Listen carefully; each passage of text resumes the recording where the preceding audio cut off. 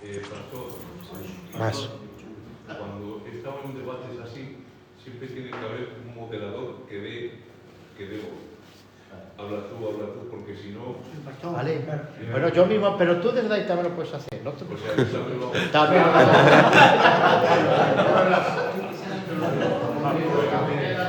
Pues entonces lo hacemos así.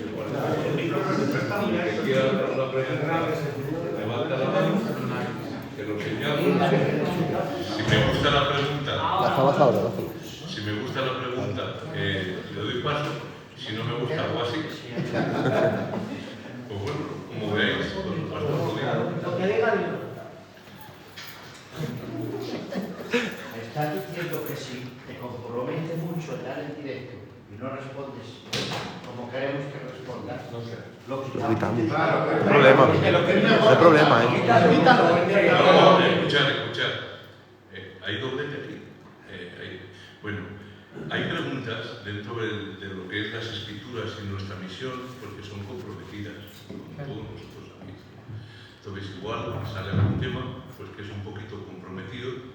Entonces, en prudencia, no es lo mismo que yo lo hago aquí, en este contexto, a que me escuche uno de chino, pues entonces, si hay esa pregunta, o considero yo que es esa pregunta, hago una seña, el hermano lo pausa y ya está, él las pongo. Mientras tanto, pues el que quiera ver, ¿vale? Y por favor, no me preguntéis quién creó a Dios. Muy bien. Que siempre hay alguno que... ¿No está muerto esto? Baja un poquito. Como tú ves, ¿empezamos o...? Empieza, porque moderas y todo. Y si no hay preguntas, pues lo que nos dices lo que quieras, porque no somos... Prefiero que haya preguntas a hablar porque una cosa es predicar un tema o traer un tema y otra cosa es preguntas. Entonces, o una cosa u otra. Entonces, pregunta o venga. Claro. Sí, el hermano... Yo te hago una pregunta, ¿vale? Que sea fácil. ¿Qué diferencia hay entre el calvinismo moderado y el hipercalvinismo? Vale. El calvinismo moderado normalmente nos enseña un orden de salvación. El calvinismo se basa en que el orden de salvación siempre es la soberanía divina, una elección divina de parte de Dios en las eternidades pasadas acerca de quién iba a ser salvo. El calvinismo extremado, más que predestinación, lo que enseña es una palabra predestinismo, no recuerdo cómo se llama la frase, ahora no me acuerdo. Lo que enseña es predestinismo, creo que se define así. Es un estilo de una filosofía en la cual Dios determina absolutamente todo, incluso el pecado. Por ejemplo, ha caído una hoja de un árbol. Es un predestinismo divino de que Dios controla absolutamente todo, hasta las decisiones de los hombres. Parece que es una locura eso, pero el calvinismo extremado eso es lo que está enseñando, que no solamente Dios escogió a unos en las eternidades pasadas para ser salvos, que escogió a otros para ser condenados, eso es la reprobación, y que todas las acciones de los hombres están determinadas por su voluntad absoluta. Entonces, claro, eso es una rama del calvinismo muy extrema, que lo creen actualmente algunos, pero que el conjunto general de calvinistas no lo apoya. ¿Vale? Eso es un extremismo de esa doctrina que la mayoría no lo comparte. ¿Vale?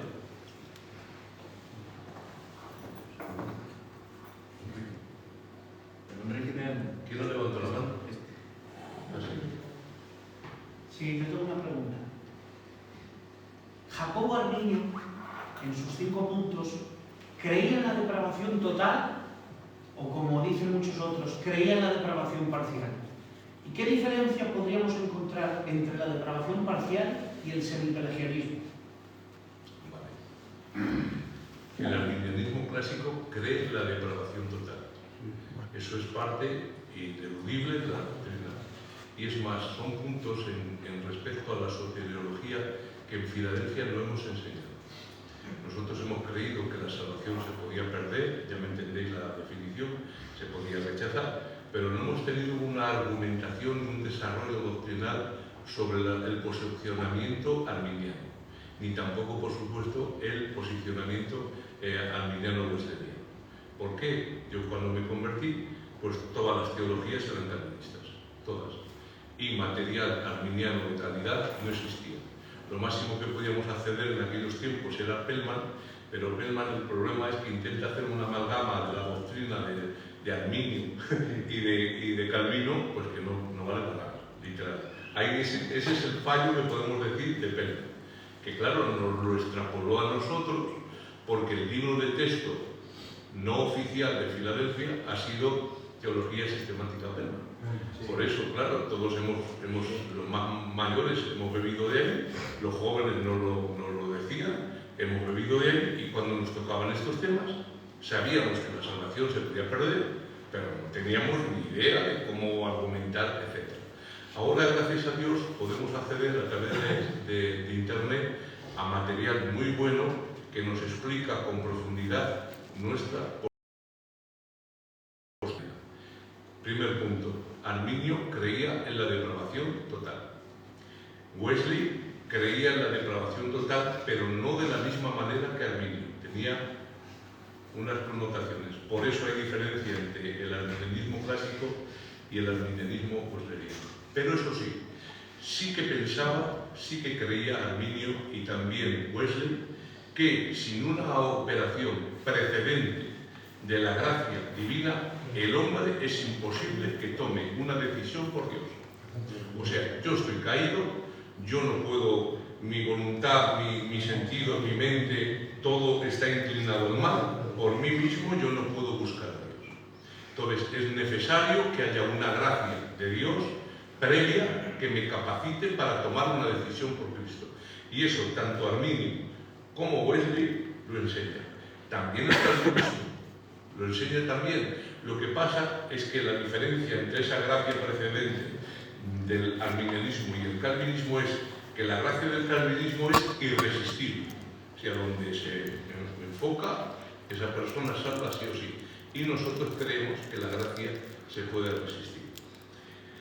El pelagianismo y el semipelagianismo, resumiendo, porque no estamos aquí para mucho rollo, es que el hombre no está totalmente depravado, que puede tomar por sí mismo decisiones por Cristo y que el hombre puede hacer cosas buenas. Por ejemplo, si yo me quiero salvar, en el ejercicio de mi libre albedrío puedo decidir aceptar a Jesús. El pelagianismo y el semipelagianismo es una herejía absoluta. Nunca ha habido en la historia eclesiástica jamás ni un hombre de Dios en la historia que haya creído estas doctrinas y sea un hombre de Dios. Todo el que ha creído estas doctrinas es una herejía. Ahora, por ejemplo, que el calvinista cree que la gracia opera y es irresistible. ¿Vale? ¿Qué diferencia hay entonces? Que el pelagianismo y el semipelagianismo creen que el hombre puede decidir por Dios. O sea, me salvo, quiero hacer cosas buenas, voy a hacer esto, y que sale de mí, ¿vale? Pero, ¿qué enseña el calvinismo y el arminianismo?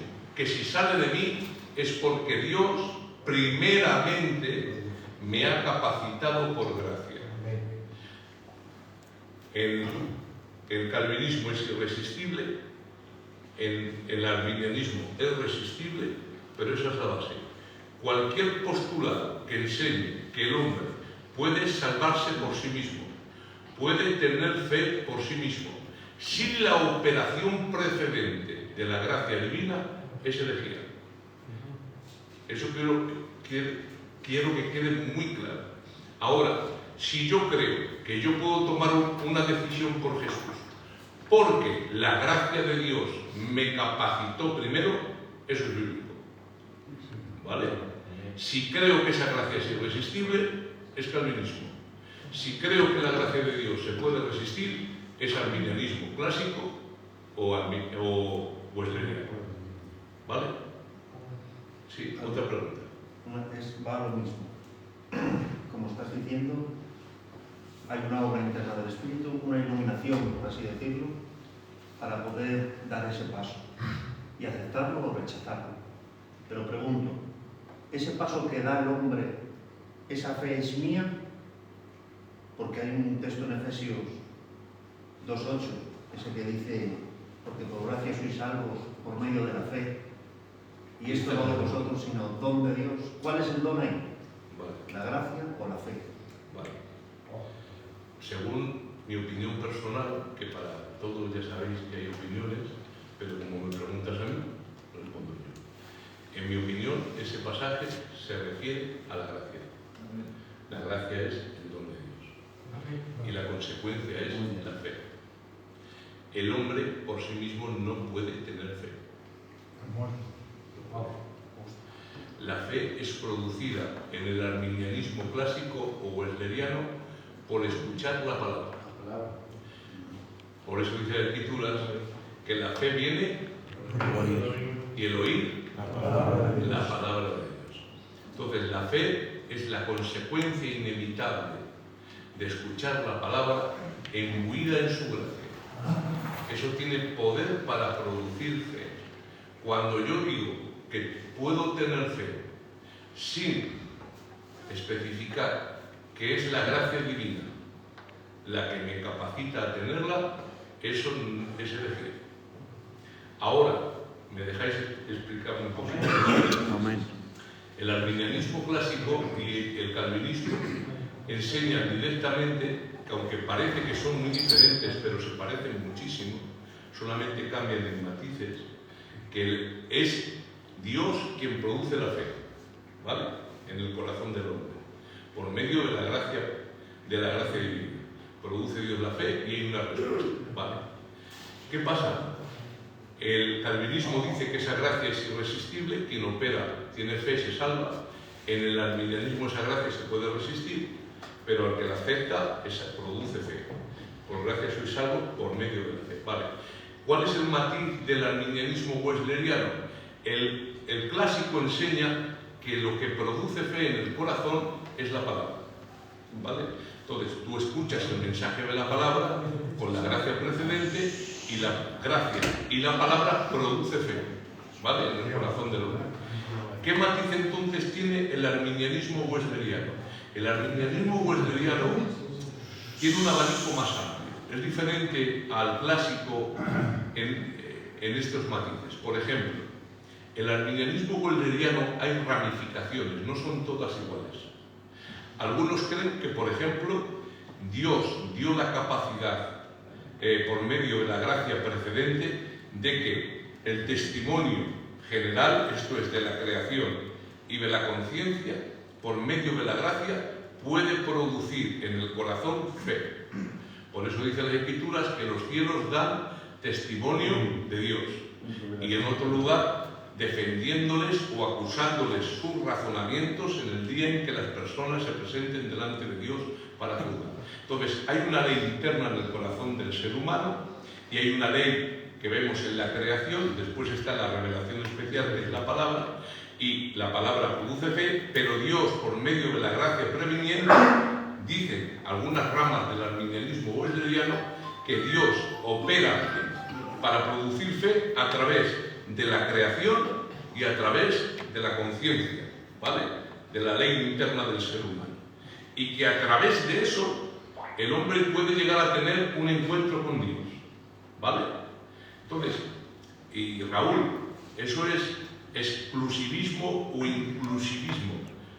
Me explico. Las personas solo se salvan en Cristo los que han escuchado el Evangelio, pero los que no han escuchado el Evangelio, ¿cómo se salvan? Es que en el arminianismo wesleriano enseñan que habrá personas que por medio de la aplicación de la muerte de Jesús en la cruz alcance esa obra a esas personas que no escucharon el Evangelio y que por medio de las cosas hechas, la creación o el testimonio interno de la conciencia puedan llegar a tener un encuentro con Dios. Y ahora tú dices, eso es una locura. Vale, nosotros creemos, a diferencia del calvinista, nosotros enseñamos que un niño se salva. ¿Por qué? Porque se le aplica automáticamente la obra de la cruz. Y ahora dices tú, si se le aplica automáticamente la obra de la cruz a un niño, porque aunque tiene naturaleza pecaminosa y está destinado a estar condenado, pero se le aplica porque no tiene discernimiento, no sabe distinguir su mano derecha de la izquierda, ¿por qué Dios no hace algo parecido con aquellas personas que no tuvieron conocimiento y se les juzga en base a lo que conocen de Dios por la creación y la conciencia? Hay ramas del arminianismo wesleyano que creen que puede ser posible. Es más, en Filadelfia, nosotros siempre se ha creído que las personas que no han conocido el Evangelio se han podido salvar de estas maneras. Claro, cuando te pones a estudiar la Biblia, la teología arminiana clásica lo niega, porque es inclusiva, solo en Cristo. El calvinismo lo niega, solo en Cristo, ¿vale? Pero por eso hay estas ramificaciones que podemos llegar a decir, bueno, y las personas que no tienen sus 5 sentidos, que nacieron un poquito mal, ¿son salvas o no? Son salvas. Pero fijaos si hay debate. El calvinista dice que un niño no es salvo a no ser que haya sido predestinado o elegido en la eternidad. O sea, si este niño fue elegido, es salvo. Y si muere el niño sin ser elegido, el niño no es salvo. Nosotros creemos que todos los niños son salvos. ¿Por qué? Porque se les aplica automáticamente la obra redentora de la cruz, porque no tienen capacidad de discernir el bien y el mal. ¿Por qué? Porque entendemos que la exigencia que Dios siempre ha tenido ha sido progresiva en base al conocimiento de las personas. No se le exigió lo mismo a Abraham que a Moisés. Y no se le exigió lo mismo a esa generación que las generaciones subsiguientes. Por eso te digo que según la rama del arminianismo que estudiemos, te va a decir que el hombre puede tener fe o no. Ahora, la diferencia es esta. Si yo digo que un hombre puede tener fe mutuo propio, eso es pelagianismo o semipelagianismo. Ahora, si yo digo, el hombre puede tener fe, pero anteriormente a esa fe ha habido una operación de la gracia, entonces eso no es falsa herejía. Eso puede ser, entendemos que puede ser una doctrina diferente, ¿vale? ¿Me vais entendiendo, no? La clave es esta. Yo tengo fe, pelagianismo, semipelagianismo. Si la gracia es precedente, puede ser calvinismo, arminianismo clásico y arminianismo wesleyano. Y entra dentro del ámbito de la sana doctrina, ¿vale? Venga, otra pregunta. Yo es una pregunta a modo de lo que estás hablando sobre la salvación. Vemos que en nuestras iglesias, durante muchísimos años, hablo de la juventud, de que pasan los años y no hay crecimiento, ¿esas personas son salvas? Vale, mientras no se diga lo contrario, sí, porque han nacido de nuevo. Aunque no haya frutos y no haya crecimiento. Una cosa es el desarrollo de la vida cristiana, en la cual hay niveles, lo vemos con el nivel de llenura, y otra cosa es el haber nacido o no. Si una persona ha nacido de nuevo, es de Cristo. Entonces es salvo.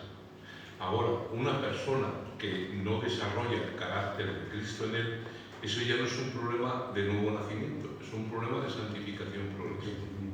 ¿Hasta qué punto una persona que no crece en el desarrollo de la vida de Cristo en su vida es salva?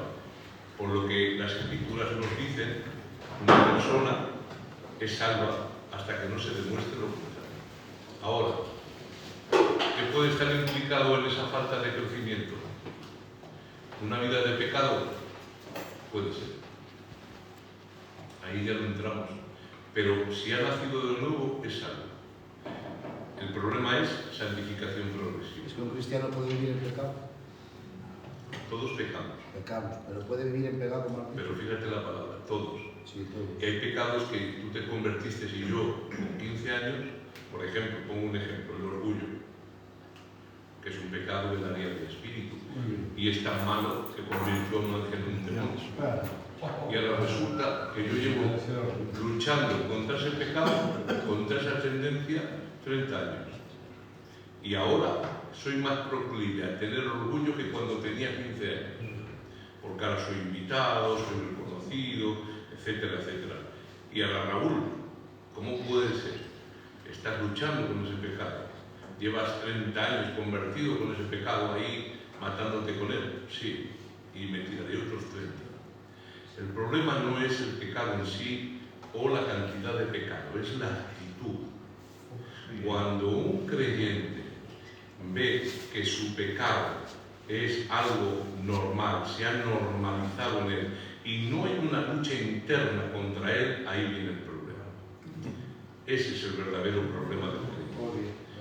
Vuelvo a decir que yo creo que hay creyentes que estamos luchando contra tendencias 30 años y que estaremos aquí y estaremos otros 30 años luchando, porque son inclinaciones al mal que las tenemos de serie. Ahora, cuando yo peco y normalizo esa situación, hay algo en mi interior que empieza a funcionar mal, y hay algo que no está bien. Y eso, esa práctica de pecado o esa actitud de pecado, ese pecar como Satanás, más que repetir que en el tiempo un mal, yo pienso que es más esa actitud, esa inclinación a pecar como Satanás, que le importaba 3 pimientos lo que estaba realizando, eso va produciendo una tarea de endurecimiento en la conciencia y una pérdida de discernimiento del bien y del mal del hombre interior, hasta que llega un momento que esa persona lo que es malo lo ve bien, e incluso lo justifica o lo autojustifica. Y ahí, en ese endurecimiento paulatino del interior del ser humano, de su corazón, ahí es cuando empieza a haber problemas. Pero, vuelvo a decir que es una opinión, ¿vale? Raúl, ¿problemas tocante a salvación? ¿Problemas tocante a la salvación? El arminianismo entiende que una persona es salva por fe. Me refiero en este caso. Sí. Y cree que la salvación puede perderse, entre comillas, en el contexto de lo que estamos hablando, cuando una persona deja de tener fe, cuando la incredulidad le domina. La incredulidad no es duda, la incredulidad es una actitud de endurecimiento del corazón a pesar de las pruebas indubitables. Entonces, por ejemplo, cuando una persona está viendo algo natural, una práctica de pecado y lo alarga en el tiempo sin arrepentimiento, que creo que esa es la clave, que es pecado sin arrepentirse, el pecado tiene una obra en el interior y es que produce muerte y endurecimiento. O sea, apaga la vida de Dios y endurece el ser interior. La conciencia la adormece, distorsiona el discernimiento del bien y del mal. Con lo cual, puedes hablar con una persona que lleva años haciendo un pecado que a ti te escandaliza y sin embargo él o ella lo ve pues bastante normal. Es normal, pastor, que yo hiciera esto o porque me pasó esto. Y lo ven, pero natural, porque se ha perdido ese discernimiento de ver del bien y del mal, ha pasado de Dios a la persona, su naturaleza pecaminosa inclina todo hacia el mal y su corazón se ha endurecido, de tal manera que viendo no vemos, oyendo no oímos y no recordamos. Es un encallecimiento interno que nos impide recordar las muchas misericordias y gracias que Dios ha hecho en nosotros y no entendemos, ni percibimos, ni oímos a Dios. Entonces, en ese estado se puede llegar a perder la fe, y cuando una persona deja de perder la fe, inmediatamente se desvincula de aquel que es la fuente de vida. Corta su relación vital con Jesús. Esa es la explicación del arminianismo al por qué una persona puede perderse.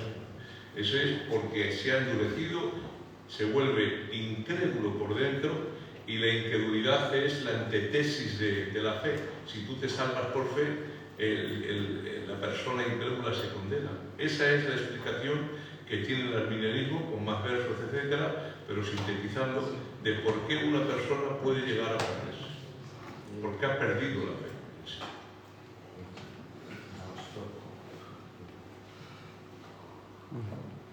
¿Os gusta el arminianismo, por lo que veo? Bueno, desde el primer día vais a... ¿Otra? Vale. Se puede más de uno, ¿no? ¿Por qué el calvinismo dice vive y creerás? Y el arminianismo dice cree y verás. Vale. El calvinismo necesita un grupo filosófico al lado que explique sus creencias, porque en muchas ocasiones la Biblia lo contradice. Esta es mi opinión, ¿vale?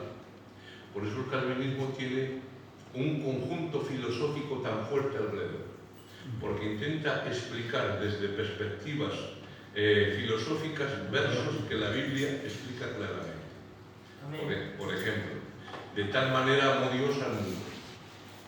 Tú cuando lees ese pasaje, ¿qué entiendes? ¿A quién amó Dios? Al mundo, no a los elegidos. Pero ¿por qué interpretas así ese pasaje? Porque ese pasaje, de esta forma, entonces, cogen versos normales de la Biblia, tenemos que entender que la Biblia dice lo que quiere decir como quiere decir, a no ser que el contexto enseñe que dice algo contrario o diferente. Entonces, cuando tú lees la Biblia, tiene una de las virtudes, es que la Biblia es sencilla. La puede leer un niño, la puede leer un maestro y está sacando doctrinas durante 50 años. Entonces, ¿qué pasa? Ellos han llevado al extremo un ejemplo que el Señor ha puesto en su palabra. ¿Y qué ejemplo es? Pues que estábamos muertos en nuestros delitos y pecados. La Biblia, ¿qué enseña que es la muerte, en este caso espiritual? La separación del hombre de Dios. El espíritu está separado de Dios, no tiene comunión. Ellos lo han llevado al extremo. ¿A qué extremo? Pues que ellos han llegado a decir, por ejemplo, un maestro calvinista a sus alumnos, mañana, perdonadme la frase, pero voy a transliterarlo, ¿vale? Mañana vamos a ir al cementerio a predicar. Y después de estar en el cementerio predicando, me vais a decir, ¿quién ha respondido a vuestro mensaje? Nadie. ¿Nadie? Nadie. Porque esos somos todos. Eso es el hombre. Claro, eso es un extremo. Han cogido algo y lo han extremado. Como el hombre está muerto en sus delitos y pecados, la única forma en la cual el hombre puede responder al llamado divino, ¿cuál es? O sea, ¿cómo puede un muerto tener fe? Muy sencillo, porque ha sido regenerado. Entonces, el calvinismo enseña que antes de que el hombre tenga fe, tiene que ser regenerado. Enseña o invierte el orden de salvación. Regeneración y después fe. Claro, esto ha llevado a algunas paradojas. Grandes maestros calvinistas han llegado a decir y a enseñar literalmente que puede ser posible, y de hecho lo es, que un niño sea regenerado a los 5 años y acepte al Señor a los 35. Porque ¿cómo puede aceptar si está muerto? Solo puede aceptar si está vivo. Pero si está vivo es porque ha sido regenerado. Entonces, primero viene la regeneración, después la fe. Y han llegado a declarar grandes maestros calvinistas que un niño de 5 años puede ser regenerado por Dios porque fue elegido por Él las eternidades pasadas, en su soberanía. Entonces, nace de nuevo a los 5 años y lo acepta a los 30. ¿Por qué puede tener fe y aceptarlo? Porque está vivo, nació de nuevo. Y eso, en este caso, el orden de los productos, el orden de los factores, sí altera el producto. La Biblia no dice vive y cree. En ningún pasaje dice eso. La Biblia dice cree y vive. Con lo cual, no se necesita la regeneración para creer. La regeneración es una consecuencia de la fe. Por eso es la fe antecede a la regeneración. Primero creo y después soy justificado y regenerado. Pero claro, yo no puedo creer si estoy muerto. Entonces, tengo vida, después creo y después soy salvo. esa inversión de factores contradice muchos versos de las Escrituras. La Biblia no dice nace y cree. La Biblia dice cree y será salvo. Ese es el orden bíblico. Pero claro, intentan encajar su postura teológica dentro de las Escrituras y no es normal. Por eso cuando estudiamos el arminianismo clásico o el arminianismo wesleyano con la Biblia, encontramos que, en mi opinión, rompe menos la Biblia el arminianismo clásico que el calvinismo. Siempre está interpretando la Biblia en su contexto. Venga, otra pregunta. Sí, Ángel. Una pregunta que tengo yo es, ya saliendo del tema, ¿vale? Porque se habla mucho del tema. Cuando Adán y Eva estaban en el huerto, evidentemente Dios creó un huerto en el medio del mundo, el huerto del Edén, ¿vale? Y allí plantó árboles y plantó todo lo demás. ¿En qué condición estaba el resto del mundo, del cosmos? Vale. ¿En qué sentido te refieres? ¿Si había más huerto o más? Si era solamente el huerto, la zona privatizada, donde Dios les puso, sí, y el resto de la humanidad y del cosmos estaba desordenado, estaba vacío, estaba en estado salvaje. Vale.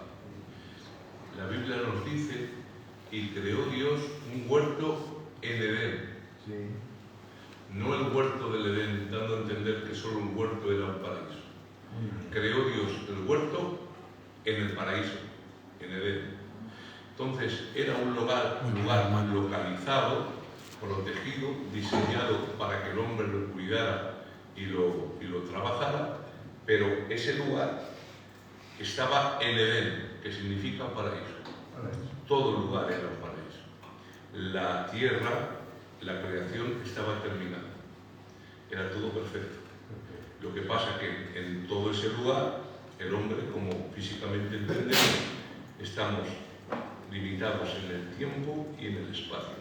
No podemos estar en todos los sitios y en un lugar, en Edén, que significa paraíso, Dios colocó el huerto.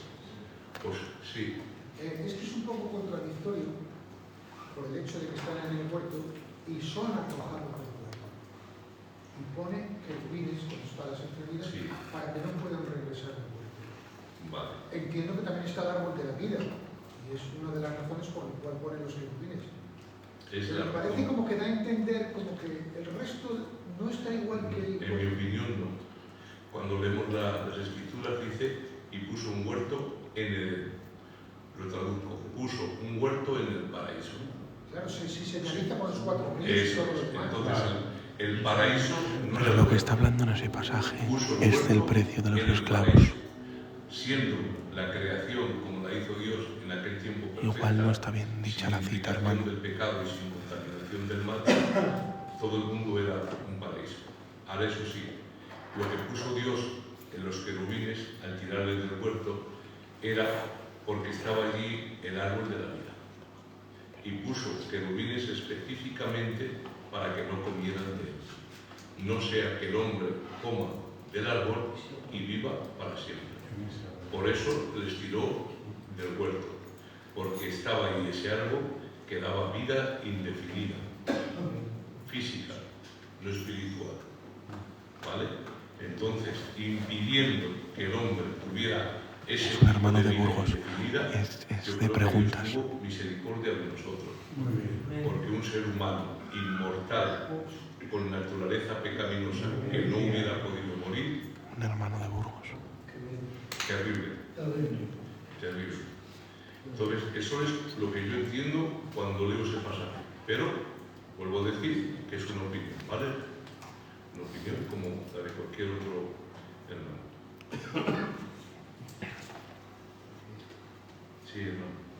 Voy a hacer una pregunta sobre una expresión que solemos tener todos, en la que en la Biblia no he visto ningún caso, que es la expresión me cubro con la sangre de Cristo. Ya que esa expresión, la sangre de Cristo, es nuestra redentora y cada vez que habla de eso en la Biblia, habla de nuestra salvación. ¿Es correcto decir me cubro con la sangre de Cristo? Vale. Con los años, nuestro pueblo tiene costumbre de añadir muletillas al lenguaje, porque como tenemos normalmente una falta amplia de vocabulario para que no quede todo con tanto silencio, metemos muletillas. Yo tenía Juan de la Luz, que conforme estabas hablando te decía, pues he ido aquí allá, ¿me entiendes, pastor? Y he ido al otro lado allá, ¿me entiendes? Y he estado en otro sitio, ¿me entiendes? Y un día le tuve que decir, sí te entiendo. Hay otra que es delante de Dios. Delante de Dios estoy aquello, delante de Dios esto y lo otro, delante de Dios. Y he tenido que decir a alguna persona, por favor, no se puede usar el nombre del Señor en vano. Utilizar una muletilla como un apoyo al hablar que tenemos, no me parece correcto utilizar esta terminología. Utilizar la sangre de Cristo, me cubro con la sangre de Cristo. Esto viene más que de nada de la postura que nuestro pueblo tiene acerca de talismanes, conjuros, palabras protectoras, etc. Y hemos pensado que me cubro con la sangre de Cristo, como que tiene algún tipo de poder místico, de tal forma que viene un demonín, me cubro con la sangre, y ya viene el demonio, luego se ha cubierto con la sangre, pues ya no puedo tocarme, me voy a ver dónde puedo mandar. Creo que son terminologías que no son sabias, que no son buenas de usar, que se está rebajando sin darnos cuenta algo que es muy importante, que es la base de nuestra salvación, que es el sacrificio de Jesús, y que no se puede utilizar cosas tan santas y tan sagradas a modo de muletilla, palabra o talismán de la suerte para exorcizar ciertos temas. Creo que es tiempo, después de más de 50 años de convertido, que esta terminología empieza a desaparecer. No podemos decirla, no podemos decir esa palabra, me cubro la sangre de Cristo, ni delante de Dios, ni ¿me entiendes?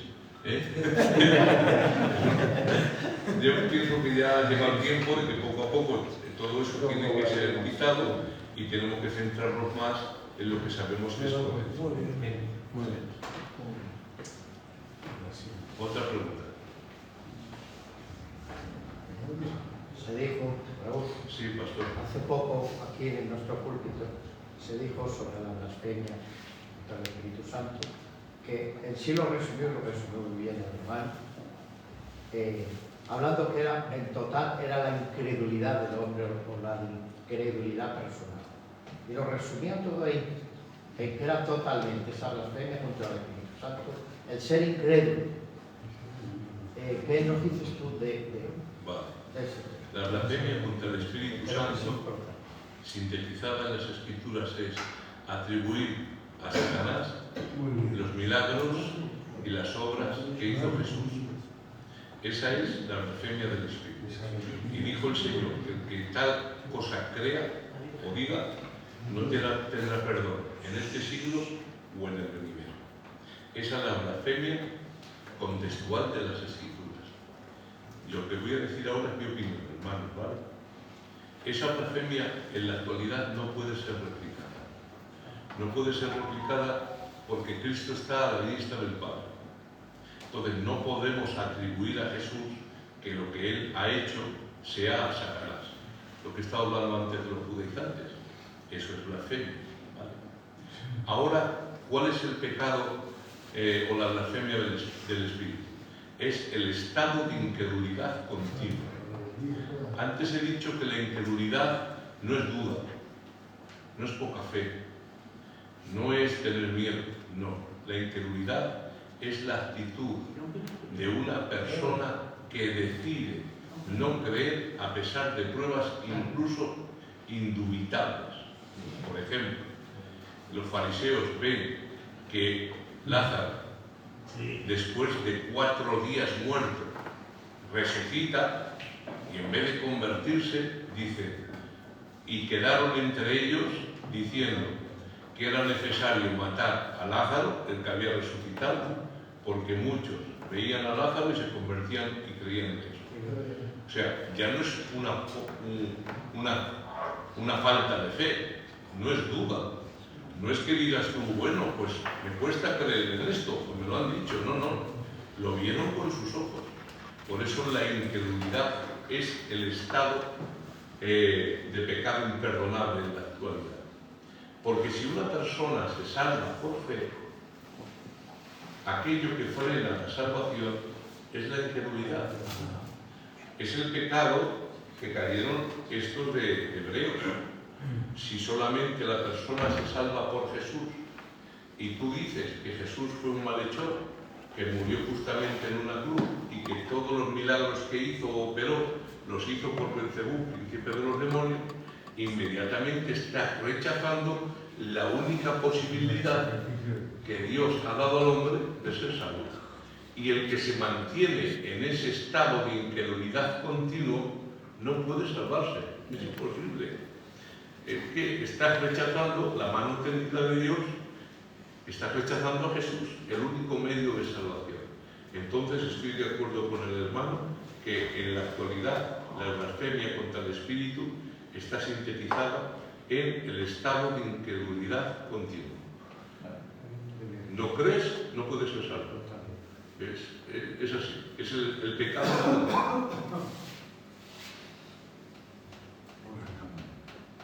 Otra pregunta. Sí, hermano. Y después. Yo tengo un pensamiento desde hace mucho y quería saber la opinión sobre alguien que sepa más.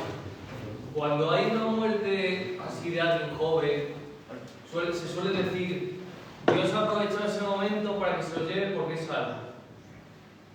No sé si mi pensar es cierto, pero yo eso lo veo un poco, no calvinista o algo así, sería calvinista porque sería como un elegido, como el que era elegido.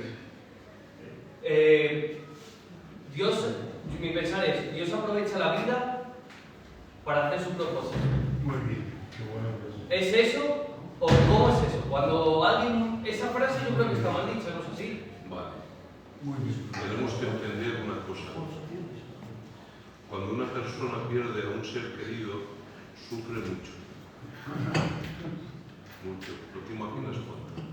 Y si es en este caso un joven, el sufrimiento es inimaginable. Entonces los que estamos cerca intentamos a través de lo que decimos traer consuelo a las personas. Aunque quizá lo que digamos no sea teológicamente correcto. Muy bien. Yo he escuchado decir, se la ha llevado el Señor porque no era para este mundo de bueno. Era demasiado bueno para este mundo.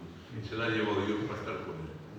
Claro, esa palabra, dicha con tanto cariño y ternura a una persona que sufre, por ejemplo, una madre, y dice, es verdad, mi hijo era muy bueno, mi hijo no lo había, es normal que se lo haya llevado. Y parece que no, pero esa palabra trae consuelo a una persona rota y destrozada. Entonces, no debemos de llevar al extremo palabras en estos contextos buscando que sean teológicamente correctas. Muy bien. Creo que lo que debemos de buscar es aliviar el dolor del que sufre. No mintiendo, porque no podemos mentir, pero hay palabras que vuelvo a decir que si las examinas, pues dices tú, pues oye, ¿qué está diciendo? ¿No es correcto esto? No hay que mirar eso. Hay que mirar en ese momento dado lo que se está buscando es dar un consuelo a una persona que está sufriendo mucho. En otras palabras, no debemos ser tan puntillosos como para buscar los tres pies al gato a personas que buscan consolar a quien sufre. Eso por un lado, ¿vale? Entonces, si mañana escuchamos una frase similar a esta, no cojas ahí, te pongas a buscar en un diccionario bíblico, no, se deja esa frase ahí y ya está. Ha sido una frase de consuelo dicha a alguien que sufre. No hay nada más, ¿vale? En lo referente a que si Dios tiene en su mano la vida de los hombres y no, sí y no. Así como suena. Por ejemplo, una persona que Yo estaba de pastor en una iglesia y fui a visitar a una persona que tuvo una subida de azúcar muy fuerte hasta el punto que le ingresaron. Y estando visitándolo, me dijo el motivo por el cual le había sucedido eso. Y es que se puso a comer media docena de pasteles. Le pegó una subida tan fuerte que le tuvieron que ingresar. Y como pastor le dije, digo, mira lo que te digo, estás ingresadico, estás malo. Como vuelvas a hacer eso, te disciplino. ¿Pastor? Sí. Tú me estás diciendo, a mí que soy tu pastor, que te han ingresado por una subida de azúcar por comerte media docena de pasteles. Yo como tu pastor no puedo permitir eso. Si vuelves a hacer eso, te disciplino. ¿Por qué?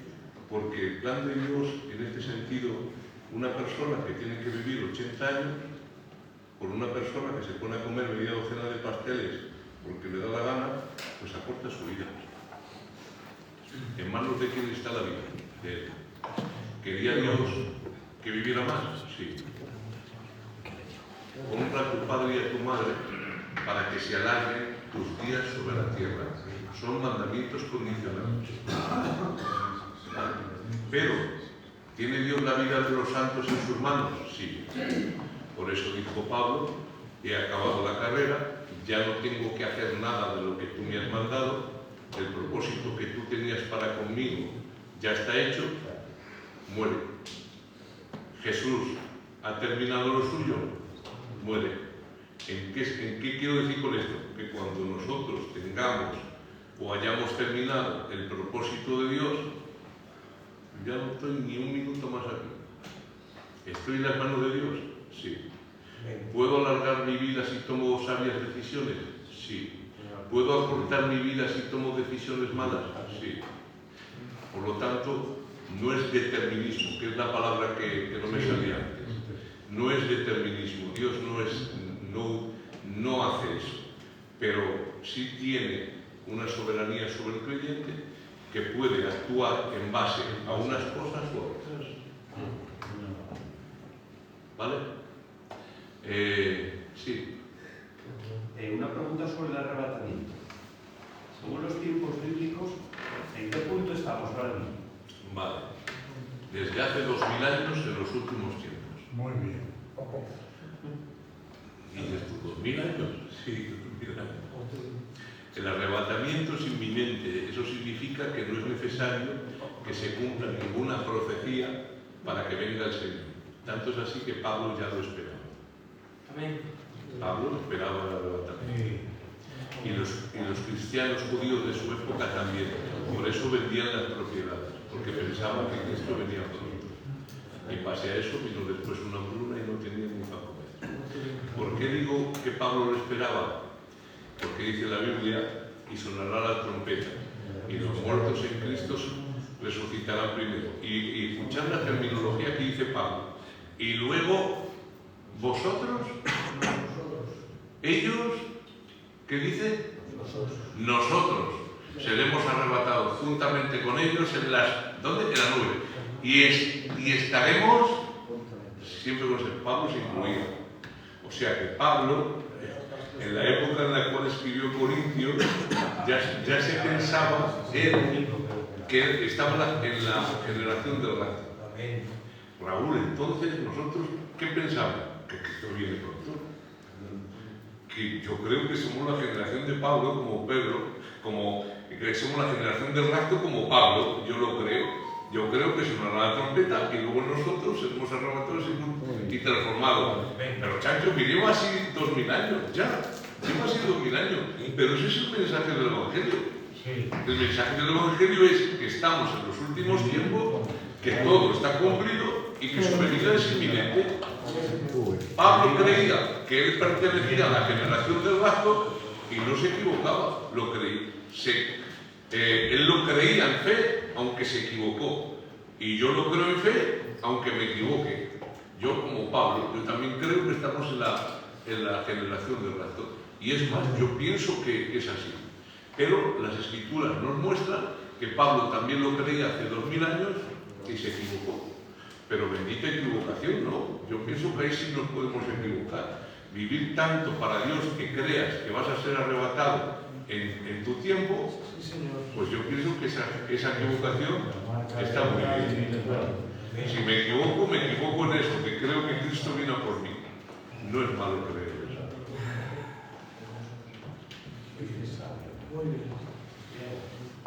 Sí. Una preguntita.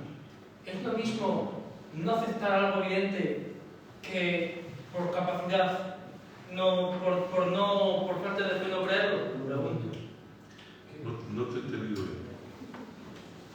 Cuando Jesús resucitó al tercer día, los que estaban vigilando la tumba lo vieron. Los fariseos los pagaron para que dijeran lo contrario. ¿Vale? O sea, ellos estaban rechazando que el Señor, que Jesús era el Mesías y que había ya resucitado para el cielo.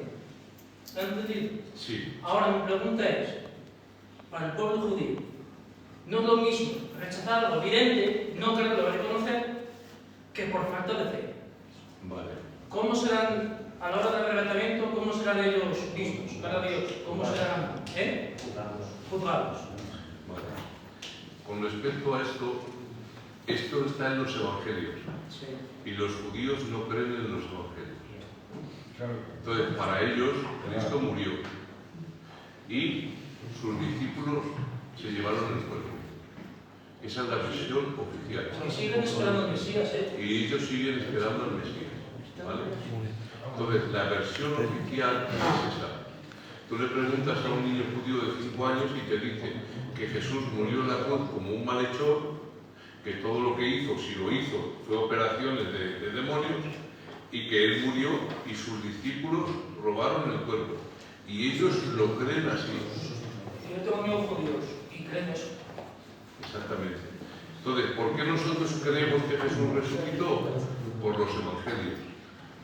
Para ellos, para los judíos, el evangelio no vale para nada. Para nosotros es inspirado y autoritativo, como lo es el Antiguo Testamento.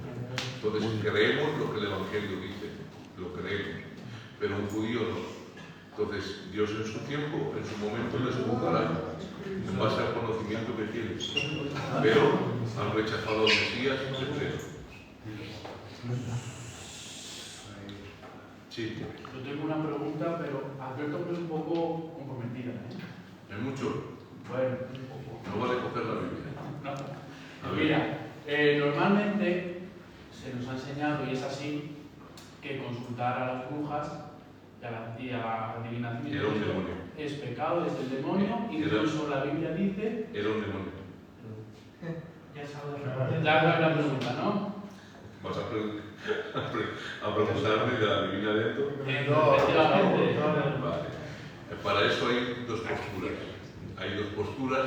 La una es que Dios en un momento dado permitió en su soberanía que saliera Samuel y se le apareció. En mi opinión personal es un demonio.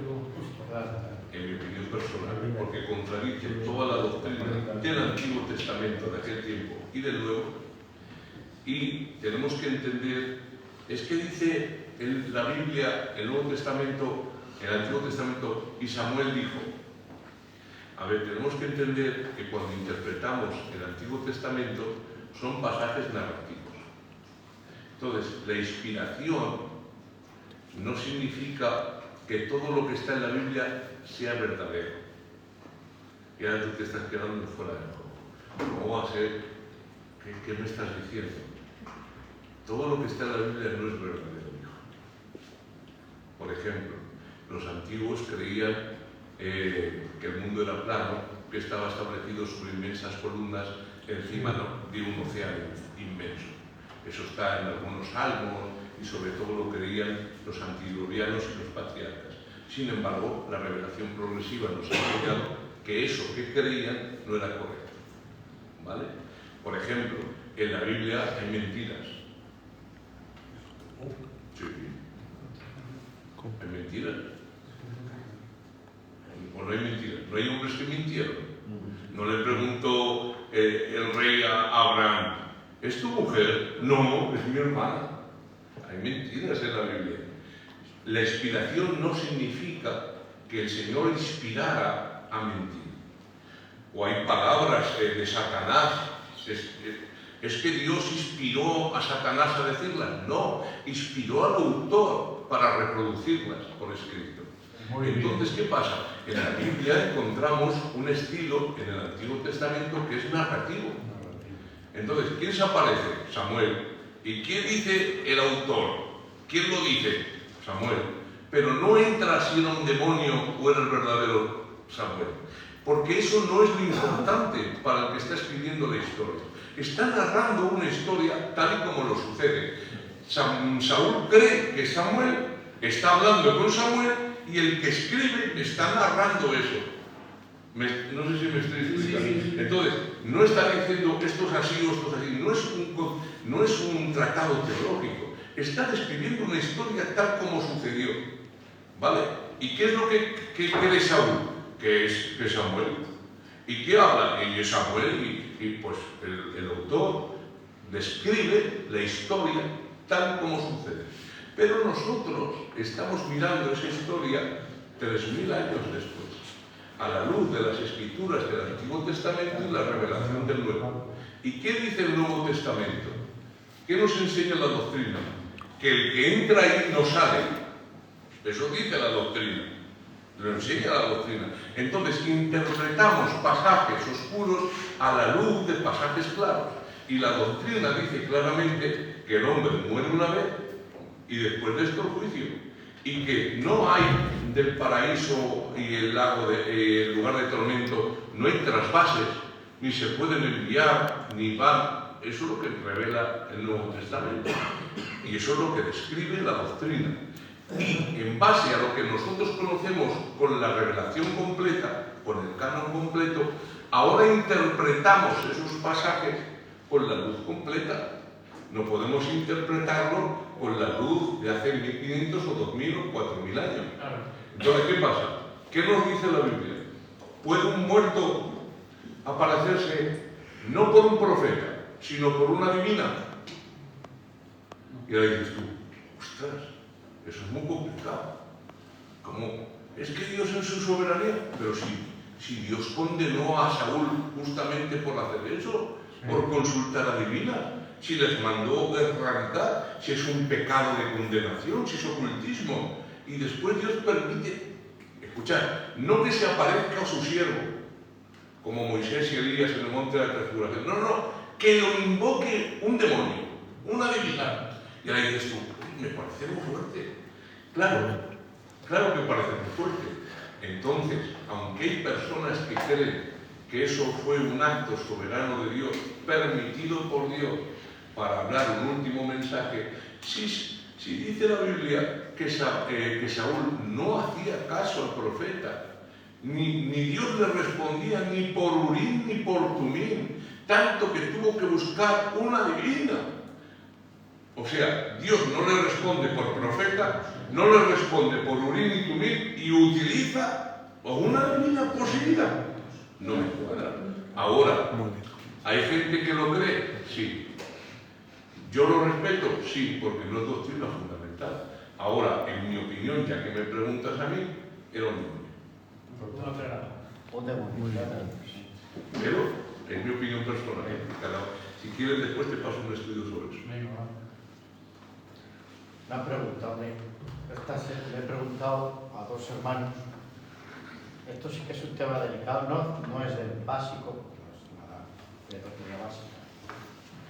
Y te lo iba a preguntar antes de que hablaras tú del monte de la transfiguración. Sí, yo siempre que tengo mi opinión. Y hay un evangelista que habla de una visión. ¿Qué fue la transfiguración? Porque se habla de que Elías y Moisés, literal, los cuerpos de Elías y Moisés, o fue una visión donde Cristo sí fue transfigurado, porque el Evangelio no lo dice. ¿Eso qué fue? Porque ahí ya sabes tú, y eso tienes que saber tú bien además, que hay en el ocultismo se basan sobre ese pasaje bíblico, hablando de los muertos que podían aparecer, ¿te das cuenta? Claro, acoplándolo a nuestro conocimiento y a nuestra doctrina, deberíamos de saber bien claramente, sé que esta es una pregunta quizá demasiado delicada, aunque como no es básica tampoco pasa nada. Aquello que fue, una visión o algo literal. Vino Moisés, vino Elías, Moisés sabemos que fue muerto, y aún Elías, fíjate lo que voy a decir, esta es una opinión mía, que yo siempre, solo con algunos amigos he hablado, cómo Elías va a subir arrebatado en un carro de fuego, como dice la Escritura, y el cuerpo va a aguantar ahí. El cuerpo no puede aguantar, tiene que desaparecer o desintegrarse. Alguna cosa especial, un cuerpo glorificado no podía tener antes que Cristo, porque no sería primicia entonces, ¿no? Es una pregunta que quisiera que me dieras tú. Vale. ¿Has entendido, no? Sí, el monte de la transfiguración es una antesala profética de la segunda venida. Sí, bueno, bien. ¿El mensaje que quiere dar? Sí, o sea, es la segunda venida. ¿Por qué? Porque lo dice Pedro. Dice, nosotros le vimos. Dice, no buscarás la muerte hasta que me veas. Y Pedro dice, nosotros le vimos cuando estuvimos en el Monte Santo. ¿Y qué se ve ahí? A Cristo transfigurado, Moisés y Elías, esto de los profetas y la ley, en el monte del testimonio, y el pueblo abajo esperando. Es un simbolismo perfecto de la segunda venida y el reino milenial. Eso es el cuadro del monte de la transfiguración. Sí. Es un vestigio, un preludio de lo que iba a suceder cuando Cristo viniera. Eso sí, eso es lo que nosotros creemos que es el monte de la transfiguración. Su implicación escatológica, su implicación profética. Después me has dicho sobre... Pues que si eso era una visión o literalmente... En mi opinión no, fue algo real. Fue algo que se apareció Moisés y Elías. Algunos dicen que cómo podía ser Elías, ¿qué has hablado? Sobre este tema, mi opinión personal es que tanto Elías como Enoc murieron. Yo también lo creo. Y ahora dices tú, pues si no vio muerte, claro. Claro, sí, porque el autor del Antiguo Testamento escribe las cosas en base a lo que él ve o le han descrito que sucede. Pero claro, a la luz de la revelación del Nuevo Testamento, hay algunos que piensan que Elías y Enoc, Dios los tiene guardados en un limbo especial para el tiempo del Apocalipsis, que son los dos testigos. Y ahí mueren Elías y Enoc, y entonces ya se cumple. Mueren en el futuro para que después el hombre muera una vez y después de estos juicios, etcétera, etcétera. Pero claro, si ahora imagínate Enoc, 5.000 o 6.000 o 7.000 años antes de Cristo, metido él solo en un limbo, esperando ahí, a que sea el tiempo de la tribulación, y Elías lo mismo, pues claro, la Biblia nos dice que hay un cielo y que hay un infierno, ya no hay más. Pero nosotros nos hemos inventado un limbo para eso. A la luz de la revelación del Nuevo Testamento, Elías y Enoc murieron, y en ese momento, pues por ejemplo, apareció Moisés y Elías, ¿vale?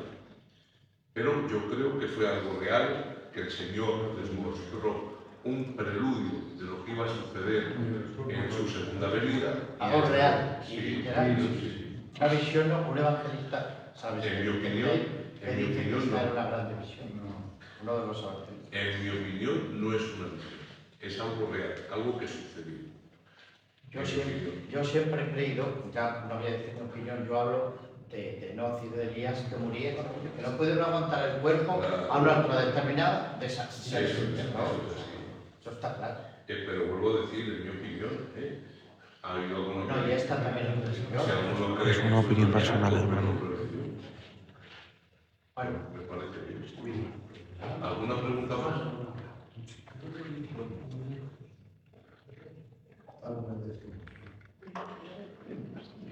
Venga. Una pregunta. Acerca de la Nueva Jerusalén. Habla un poco más. Acerca de la Nueva Jerusalén.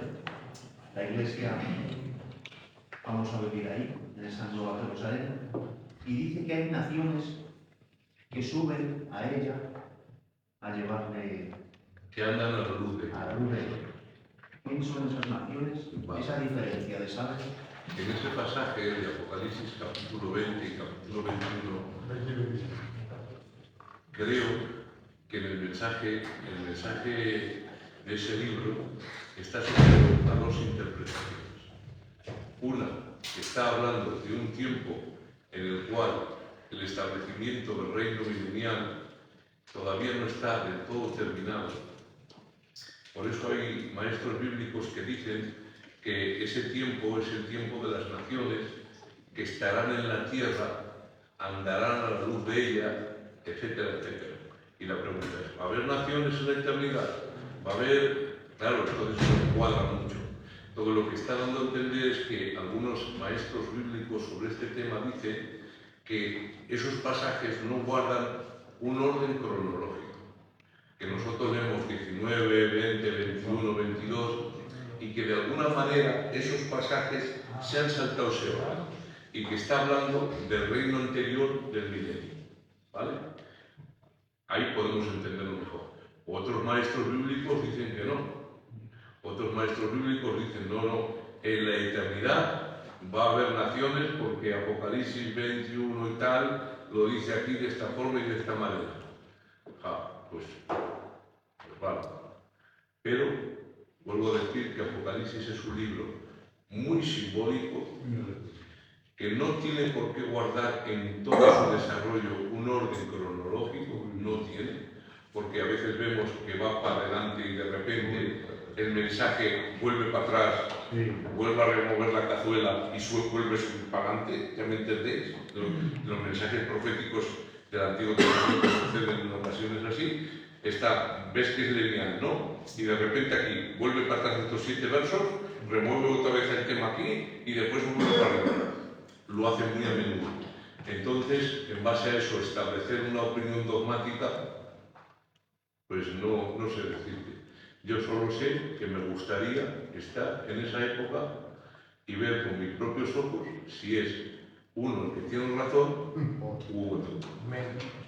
Y cuando estemos allí, pues mira, chacho, que era por el milenio. Pues vale, tiene razón el teólogo fulano. Pues no sé qué se le entendía. Pues mira, tenía razón el otro. Pero para mi opinión, es mi opinión, ¿eh? Yo en esos temas ya no pierdo ni el tiempo. Yo espero estar allí. Espero. Y ya veremos. Ya veremos a ver qué pasa. ¿Vale? No soy dogmático sobre eso. Literalmente, en mi opinión, una cosa que sí, hermano.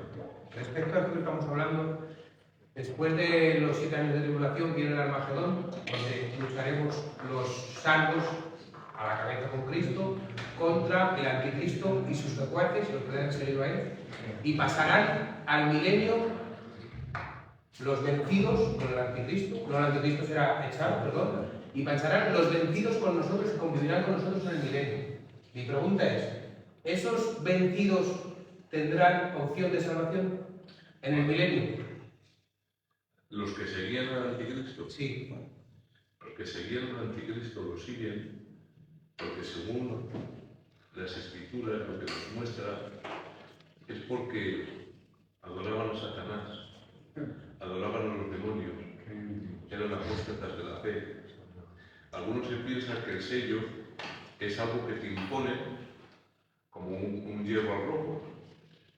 Y aunque yo no quiera, aunque no crea en el anticristo, en el momento que soy sellado, pues ya estoy condenado. Y eso no es así. Amén. Pero viviremos 1000 años y ellos no tendrán un cuerpo glorificado, tendrán como seres humanos normales. Habrá muchas generaciones. Por ejemplo, la 7ª generación, esos niños que no sabían nada de lo que habían hecho sus antepasados, ¿tendrán opción de salvación? La persona que sigue al anticristo y ha sido sellada es porque adoraba a Satanás, adoraba a los demonios. Apocalipsis capítulo 13 lo expresa claramente. Eran homicidas y asesinos. Se alegraban y se gozaban y se mandaban regalos cuando los profetas de Dios murieron. O sea, se felicitaban. Y vuelvo a decir, adoraban a los demonios. Por eso tienen el sello del anticristo. La persona que tenga el sello del anticristo no es porque se lo hayan impuesto o la hayan obligado, es que voluntariamente lo hace. Entonces, esa persona está condenada. ¿Quién va a ser salvo? Pues las personas que hayan tenido una relación y un trato con Israel, que lo hayan tenido misericordia. Esa es la base para entrar en el milenio. En capítulo 25 del libro de Mateo encontramos una parábola. La primera son las 10 vírgenes, que es el juicio de Israel, y después el juicio a las ovejas y a los cabritos, que esa es la base del juicio a las naciones gentiles para entrar al milenio. ¿Vale? Y dice: venid bendito de mi Padre, al reino preparado para vosotros desde la fundación del mundo. Porque tuve hambre y me disteis de comer, tuve sed, y ahí dice: ¿cuándo hicisteis esto? ¿Cuándo se lo hicisteis a uno de estos mis pequeñitos israelitas que estaban siendo perseguidos por el anticristo en el tiempo de la tribulación? A mí me lo hicisteis, pasar al reino milenario. Esa será la base de los juicios, el trato a Israel en el tiempo de la tribulación. Los que sean hombres que hayan aceptado al Señor y tengan fe, entrarán al milenio. Y los que hayan sido seguidores voluntarios de Satanás serán condenados. En el milenio es verdad que no hay cuerpos resucitados. Se restablecerá los estados, el estado climatológico, de salud, alimentario que había como en el Edén. ¿Vale? Daos cuenta que en aquel tiempo los antediluvianos vivían 900 años, 800, o sea, las condiciones serán perfectas. La capa de ozono estará perfecta, los rayos ultravioletas no dañarán el código de las células y esto hará que los radicales libres se enfermen, etcétera, etcétera. Saldrá aguas salutíferas que saldrán los mares y que beba de esas aguas pues limpiará y purificará su cuerpo. ¿La Tierra será tal y como la conocemos? No, será totalmente renovada, absolutamente. Será, para que lo entendamos, preatámica, como los tiempos de ahora. O sea, Dios reformará todo para que sea esa época. Eso es el milenio. Pastor, tenemos las hermanas en el kiosco. Sí, es verdad. ¿Qué tal las hermanas en el kiosco? Pues ya está. ¿Está bien así? Sí. Pues como tú has hecho todo, que has moderado, has preguntado, vamos, o has contestado. Pues despide también. Yo tengo que decir que esto es abuso, pero bueno, como me ha dado bien de cenar, pues ya está. Inclinamos las cabezas y vamos a ver.